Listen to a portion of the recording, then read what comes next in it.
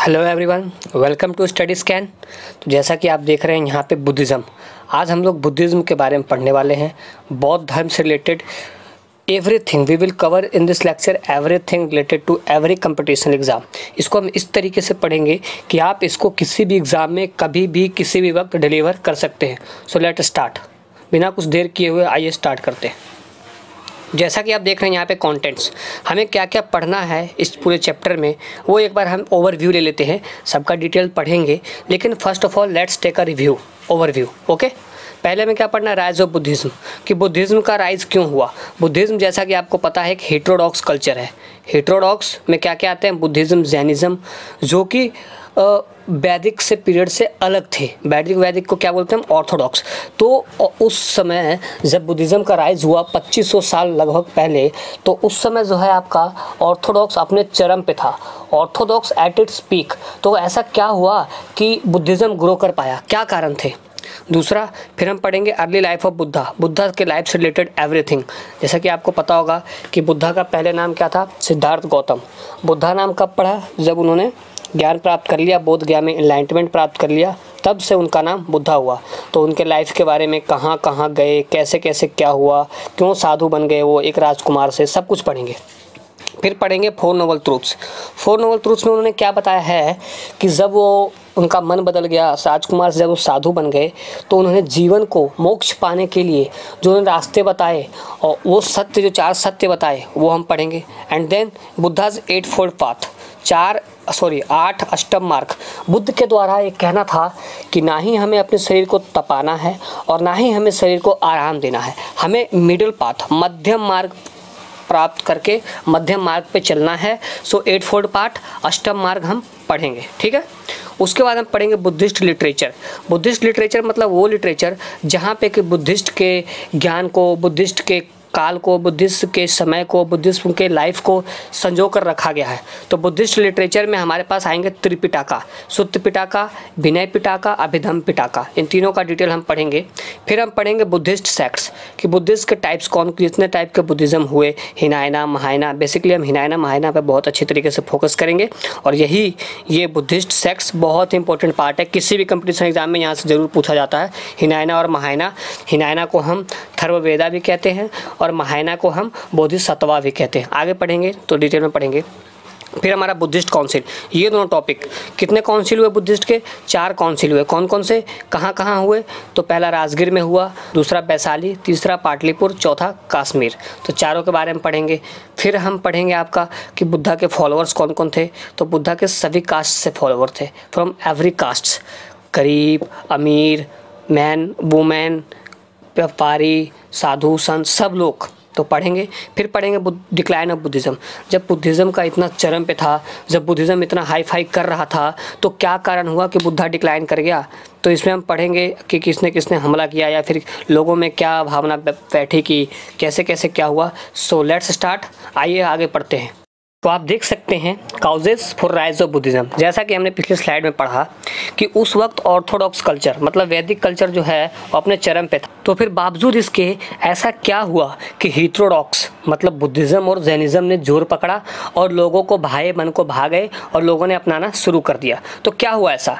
तो 6th century BC में, मतलब आज से लगभग 2500 साल पहले क्या हुआ कि लोगों में जो है ना धार्मिक एक तरीके से मतभेद था। लोगों को वैदिक धर्म उतना अच्छा नहीं लग रहा था। उसके जो धर्म के जो नियम कानून थे, जो रिचुअल्स थे, काफ़ी कॉम्प्लेक्स लग रहे थे, जो सेक्रीफाइस करना पड़ता था उनमें, तो वो कॉमन लोगों को जो है ना, आम आदमी को पसंद नहीं आ रहे थे, जिसके कारण लोगों में धार्मिक मतभेद पैदा हो गया था, रिलीजियस अनरेस्ट पैदा हो गया था। क्यों? क्योंकि जो उसके जो रिचुअल्स थे और सेक्रीफाइसेस थे वो काफ़ी एक्सपेंसिव थे, तो वो उतना सहन नहीं कर सकते थे, हर एक चीज़ में इतना खर्च वो नहीं कर सकते थे, और उसमें जो मान्यताएं थी और मंत्र थे वो लोगों को क्या है, कन्फ्यूज़ कर दे रहे थे।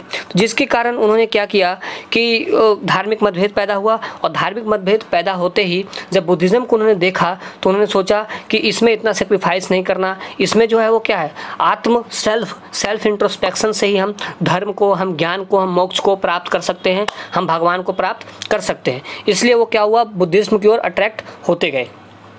उपनिषद की जो टीचिंग्स थे वो क्या थे, हाईली फिलोसफिकल इन नेचर थे, मतलब बहुत ही ज़्यादा फिलोसफिकल थे, कॉम्प्लेक्स थे, जो कि आम आदमी के लिए संभव नहीं था समझना। ठीक है, तो क्या था कि कोई एक ऐसा धर्म आए जो कि आम आदमी लोग भी समझ सके और हर एक लोगों के वर्ग को, लार्जर इंटरेस्ट ऑफ पीपल को, मतलब बहुत ज़्यादा लोगों को समझ में आए। ठीक है, सिंपल हो, शॉर्ट हो, अच्छा हो। उसी टाइम में क्या हुआ, उन्होंने टीचिंग्स ऑफ बुद्धा, मतलब बुद्धा आ गए तो उन्होंने क्या किया, बुद्धिज्म को अपना लिया। तो एक तो ये कारण थे सोशल कारण।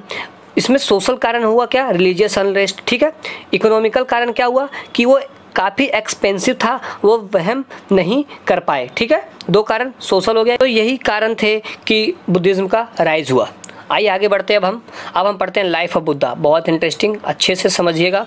तो लाइफ ऑफ बुद्धा, बुद्धा का जन्म कब हुआ, तो आज से लगभग 25 साल पहले उनका जन्म हुआ था 568 BC में। कहाँ जन्मे वो, तो एक क्षत्रिय शाक्य क्लान, वहाँ जन्मे। उनके पिता का नाम क्या था, सुद्योधना, और उनकी माताजी का नाम क्या था, क्वीन महामाया। ठीक है, तो कहाँ जन्मे, लुम्बिनी में जन्मे। लुम्बिनी कहाँ है, कपिलावस्तु कहाँ है, नेपाल में। ठीक है, अब वो जन्मे, राजा के घर जन्मे तो राजकुमार जन्मे। ठीक है, राजकुमार जन्मे, उनकी शादी भी हो गई यशोधरा से, और उनका एक पुत्र भी हुआ राहुल। लेकिन उनका जो है घर में मन नहीं लगता था। उनको जो है ये जो सुख दुख, जो धन वैभव, ये राजपाट जो है ना, उनमें उनका मन नहीं लगता था। फिर क्या हुआ, ऐसे ही वो भ्रमण के लिए एक दिन निकले अपने घर से, अपने सारथी चन्ना के साथ अपने रथ पे जब भ्रमण कर रहे थे एक नगरी में। तो बहुत ही इंपॉर्टेंट है कि जब वो एक दिन अपने घर से बाहर निकले तो उन्होंने क्या देखा, बहुत इंपॉर्टेंट। इसका सीरीज आता है कि किसको किसको देखा, नंबर वाइज। सबसे पहले उन्होंने एक वृद्ध आदमी को देखा, फिर उन्होंने एक बीमार आदमी को देखा, फिर क्या हुआ, फिर उन्होंने एक कॉप्स देखी, मतलब एक लाश देखा, फिर उन्होंने क्या हुआ, एक रिलीजियस मेडिकेंट, एक साधु देखा। तो इसको याद करने का तरीका क्या है, OSCM, ऑक्सम। ठीक है, old man, sick man, corpse और मेडिकेंट, एक साधु एक सन्यासी को देखा। ठीक है, जब उन्होंने देखा तो उन्होंने देखा यार, हम तो अपने घर में, हम अपने राजकाट में as a prince, he was growing as a prince, so he realised that what is life, कि हम तो कितने खुश हैं अपने घर में, लेकिन ज़िंदगी तो काफ़ी अलग है।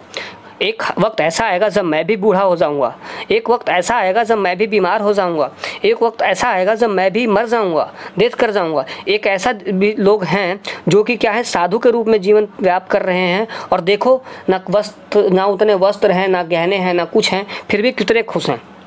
इन्हीं लोगों से मोटिवेट होकर उन्होंने अपना घर छोड़ दिया और घर छोड़ के सत्य की खोज में निकल पड़े। अपने बाल कटवा लिए, अपने गहने सारे त्याग दिए। ठीक है, इस प्रोसेस को क्या कहते हैं, जब वो घर से निकले सब कुछ त्याग के, तो याद रखिएगा बहुत इंपॉर्टेंट, पहला चीज़ इंपॉर्टेंट इसमें क्या था कि उन्होंने किसको किसको देखा, ऑक्सम। दूसरा है ये महाभृशकर्मणा, कि जब वो घर से गए तो उसको हमने क्या बोलते हैं, महाभृशकर्मणा और ग्रेट गोइंग फोर्थ। ठीक है, ये याद रखिएगा, इस प्रोसेस को क्या कहते हैं, महाभृशकर्मणा। ठीक है, ये देख सकते हैं आप। तो निकल पड़े और उन्होंने तपस्या करना शुरू कर दिया। तो तपस्या करना जब उन्होंने शुरू कर दिया तो कहाँ तपस्या किया, तो जब घर से निकले तो उनको तो कोई मार्ग पता नहीं था कि सत्य कैसे प्राप्त किया जाए। तो उन्होंने क्या किया, एक आलम अलारा कलामा टीचर को ज्वाइन किया। ठीक है, उनके भक्त बन गए कुछ समय के लिए। फिर क्या किया, उन्होंने गाइडेंस उद्दमा राम पुत्ता से भी लिया। किससे, उदक्का राम पुत्ता से भी उन्होंने गाइडेंस लिया। पहले उन्होंने क्या किया, अलारा कलामा से शिक्षा ली, फिर उन्होंने क्या किया, उडाका राम पुत्रा से भी कुछ शिक्षा ली। लेकिन उन्होंने वहाँ देखा नहीं यार, यहाँ पे भी जो है ना, मुझे सत्य, मुझे मोक्ष, मुझे भगवान नहीं मिलेंगे। तो उन्होंने क्या किया, उसको भी त्याग दिया और सब कुछ छोड़ छाड़ के उन्होंने एक पीपल के पेड़ के नीचे मेडिटेशन करना शुरू कर दिया। कहाँ, तो बोध गया में। बोध गया कहाँ है, बिहार में। 49 दिन के मेडिटेशन तपस्या करने के बाद उनको ज्ञान मिला। ठीक है, कितने दिन के बाद, 49 दिन तपस्या करने के बाद। कब, 35 साल के उम्र में। और उसके बाद वो क्या कहलाने लग गए, बुद्धा और द एनलाइटमेंट वन, और तथागत बुद्ध। तो बुद्धा का गौतम जो सिद्धार्थ थे उनका नाम क्या हो गया अब, बुद्धा एंड एनलाइटेंड वन और तथागत। और ठीक है, उसके बाद क्या हुआ, जब वो गुरु बन गए तो शिक्षा उन्हें मिल गई, ज्ञान मोक्ष सब कुछ, सॉरी मोक्ष नहीं, अभी ज्ञान मिल गया। उसके बाद उन्होंने क्या किया, पहला सरमन कहाँ दिया है अपना, तो सारनाथ में दिया है। सारनाथ कहाँ है, वाराणसी या बनारस, ठीक है, वहाँ पे उसको हम लोग क्या कहते हैं, तो धर्म चक्र परिवर्तन और व्हील ऑफ ग्रेट लॉ, ये परसों था धर्म चक्र परिवर्तन दिवस। मतलब कि जिस दिन उन्होंने बनारस में अपना पहला सरमन दिया था, अपना पहला ज्ञान, पहला उपदेश दिया था, उसे हम कहते हैं धर्म चक्र परिवर्तन। अच्छा, क्या क्या याद करना था पिछले वाले में, जब वो घर छोड़ के गए थे तो उसको क्या बोलते हैं हम, महाभृश कर्मणा। और जब उन्होंने ज्ञान प्राप्त करने के बाद जब उन्होंने अपना उपदेश दिया तो उसको हम क्या कहते हैं, धर्म चक्र परिवर्तन। तो ये सब जो है ना वो कीवर्ड्स जो हैं आपको याद रखने हैं, ठीक है। अब 80 साल की उम्र में सब कुछ होने के बाद वो क्या हुआ, कुशीनगर जो कि बिहार में है, वहाँ पे वो महापरिनिर्वाण या फिर परिनिर्वाण कहते हैं, मतलब अपना शरीर त्याग दिया उन्होंने और उनकी मृत्यु हो गई, ठीक है। तो आप देख सकते हैं यहाँ पे उनके बहुत सारे भक्त हुए। अंगद जो है उनका बहुत ही फेवरेट डिसिपल थे, तो उन्होंने ही जो उनके लिटरेचर लिखे हैं उनमें अंगद का बहुत ही हाथ है। अब जो है कि इन्होंने ऐसा क्या बताया, दुनिया को इन्होंने क्या शिक्षा दिया, तो इन्होंने दुनिया को 4 शिक्षा दिया। क्या शिक्षा दिया, तो पहला कि the noble truth of suffering, कि किसी भी दुख का क्या कारण है, दुनिया में दुख ही दुख है। पहला शिक्षा उनका यही था कि दुनिया में क्या है, दुख ही दुख है। जन्म, उम्र, मृत्यु, अनहैप्पीनेस और इच्छा, तृष्णा, लालच, ठीक है, इसके कारण क्या है, दुख ही दुख है। तो दुख दुख क्यों है, क्योंकि हमें क्या है, थर्स्ट फॉर प्लेजर, हम बहुत ही इच्छुक हैं, हमें बड़ी उम्र चाहिए, हमें दुख ही दुख है। क्यों, क्योंकि हम लालची हैं, हमारे अंदर तृष्णा है। वी आर वेरी विलिंगफुल कि हमें ये चाहिए, eagerly we are very eager कि हमें ये चाहिए, हमें वो चाहिए। तो पहला उन्होंने क्या किया कि दुनिया में दुख ही दुख है। और दुख, दूसरा उन्होंने कहा कि दुनिया में दुख का जो कारण है वो क्या है, तो हमारा ईगरनेस है, हमारा थर्स्ट है, हमारा लालच है। तो उन्होंने ये बताया कि इन सब दुखों को पार करना ही मोक्ष है, ठीक है, इन सब दुखों से छुटकारा पाना ही मोक्ष है। तो वो मोक्ष, ठीक है, उन्हें निर्वाण उन्होंने कहा, जो महापरिनिर्वाण कह सकते हैं आप, कि कैसे इनसे दूर रहा जाए, कैसे दुखों को, लालच को त्यागा जाए। तो उन्होंने चौथा तरीका बताया कि इन सब दुखों को त्याग करने का, मोक्ष प्राप्त करने का सिर्फ और सिर्फ एक ही तरीका है, वो क्या है, 8 फोल्ड पाथ और मिडिल पाथ और मध्यम मार्ग और अष्टम मार्ग। 8 रास्ता उन्होंने बताया कि कैसे हम मोक्ष को, हम अपने दुखों से दूर कर सकते हैं, हम मोक्ष प्राप्त कर सकते हैं। तो बुद्धा ने क्या बताया, 4 नोबल ट्रुथ, 4 सत्य बताया उन्होंने। क्या बताया, पहला कि दुनिया में दुख ही दुख है। दूसरा उन्होंने क्या बताया कि दुख का कारण जो है हमारा इच्छा है। क्या है, हमारा इच्छा, हमारा लालच, हमारी कामना, ठीक है। उन्होंने यही बताया कि कैसे हम इसको दूर कर सकते हैं, कैसे हम मोक्ष, हम अपने निर्वाण को प्राप्त कर सकते हैं। तो कैसे कर सकते हैं, तो 8 फोल्ड, 8 पाथ उन्होंने बताए, उसको फॉलो करके हम बन सकते हैं। तो आइए अब देखते हैं कौन से उन्होंने 8 रास्ते बताए। तो आप देख सकते हैं यहाँ पे कि उन्होंने 8 रास्ते बताए हैं, ठीक है। कौन कौन से, तो right conduct, right livelihood, right speech, right effort, right resolve, right recollection, right views, right meditation. 8 मार्ग हैं, अष्टम मार्ग या मिडिल पाथ। तो अच्छा, इसको याद करने का एक तरीका है, मैंने बनाया है खुद ही, निमोनिक्स बनाया है, देख लीजिएगा। RES, rest mister vice chancellor, rest mister vice chancellor, ठीक है। कैसे, तो R से क्या है हमारा, रिजॉल्व, ठीक है। E से क्या है हमारा, एफर्ट। S से क्या है हमारा, स्पीच, ठीक है। M से क्या है हमारा, मेडिटेशन। R से क्या है हमारा, रिकलेक्शन। V से क्या है हमारा, व्यू। C से क्या है हमारा, कंडक्ट।